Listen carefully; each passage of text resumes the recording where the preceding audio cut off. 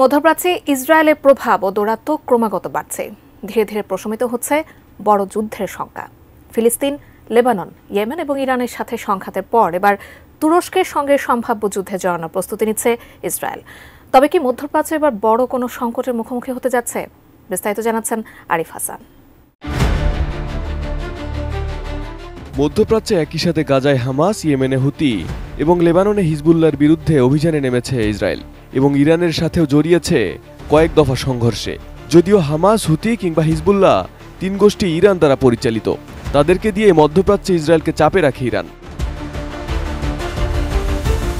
মধ্যপ্রাচ্যে ইসরায়েলকে দমিয়ে রাখতে এতদিন সিরিয়াকে ব্যবহার করে আসছিল তেহরান, কিন্তু বাশার আল আসাদের পতনের পর দেশটিতে ইরানের দীর্ঘদিনের আধিপত্যেরও পতন হয়েছে। প্রভাব বেড়েছে তুরস্কের, কারণ বাশারের পতনের পেছনে আঙ্কারার ভূমিকা ছিল উল্লেখযোগ্য। তবে সেটি ইসরায়েলের জন্য ইরানের থেকে বড় হুমকি হতে চলেছে। সিরিয়ায় অরাজকতার সুযোগে ব্যাপক হামলা চালায় ইসরায়েল, ধ্বংস করে দামেস্কের অধিকাংশ সামরিক স্থাপনা, দখলে নেয় 1800 বর্গ কিলোমিটারের গোলান মালভূমি।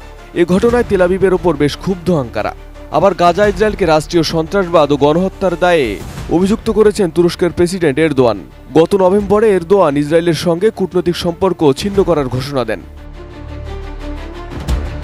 ডিজাইন, এলিগেন্স, বিউটি, সেরা পণ্য সবার জন্য জেভিকো। এসব ঘটনায় বলার অপেক্ষা রাখে না যে দুই দেশের সম্পর্কে বেশ উত্তেজনা চলছে। এমন অবস্থায় তুরস্কের সঙ্গে সম্ভাব্য যুদ্ধের জন্য ইসরায়েলকে প্রস্তুত করা উচিত বলে নেতানিয়াহু সরকারের কাছে সুপারিশ করেছে দেশটির নাগেল কমিশন। উচ্চ পর্যায়ের এই কমিশনটি ইসরায়েলি নিরাপত্তা বাজেট এবং বাহিনী গঠনের প্রয়োজনীয়তা মূল্যায়নের জন্য গঠন করা হয়েছে। গত 6 জানুয়ারি ইহুদি রাষ্ট্রটির নিরাপত্তা অবস্থান সম্পর্কে একটি বিস্তৃত প্রতিবেদন দিয়েছে নাগেল কমিশন। এই দলের নেতৃত্বে রয়েছেন বেনিয়ামিন নেতানিয়াহুর সাবেক জাতীয় নিরাপত্তা উপদেষ্টা অধ্যাপক জ্যাকব নাগেল। নথিতে মধ্যপ্রাচ্যে অটোমান যুগের প্রভাব পুনঃপ্রতিষ্ঠায় আঙ্কারার উচ্চাকাঙ্ক্ষার বিষয়গুলো তুলে ধরে ইসরায়েলি সরকারকে সতর্ক করা হয়েছে। বলা হয়েছে, সিরিয়ার রাজনৈতিক দলগুলো তুরস্কের সঙ্গে জোটবদ্ধ। এখন সিরিয়া থেকে আসা হুমকি ইরানের হুমকির চেয়েও ভয়ঙ্কর কিছুতে পরিণত হতে পারে।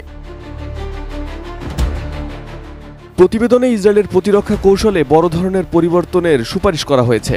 এর মধ্যে রয়েছে প্রতিরক্ষা সম্পদের 70% আক্রমণাত্মক অভিযানের জন্য পুনর্বরাদ্দ করা এবং 2025 সালের প্রতিরক্ষা বাজেট অতিরিক্ত 9 বিলিয়ন শেকেল অর্থাৎ 2.5 বিলিয়ন মার্কিন ডলার বাড়ানো। 2024 সালের শেষের দিকে হায়াত তাহরির আল শামের নেতৃত্বে একটি আকস্মিক আক্রমণের মাধ্যমে ক্ষমতাচ্যুত হন সিরিয়ার শাসক বাশার আল আসাদ।